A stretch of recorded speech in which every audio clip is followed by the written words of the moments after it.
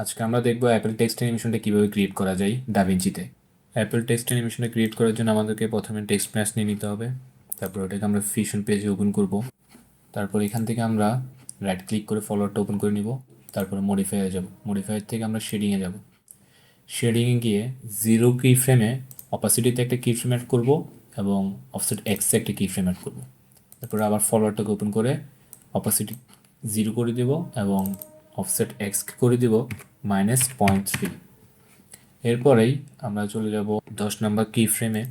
10 নম্বর কি ফ্রেমে গিয়ে অপাসিটি ফুল করে দিব এবং অফসেট এক্স করে দেব 00।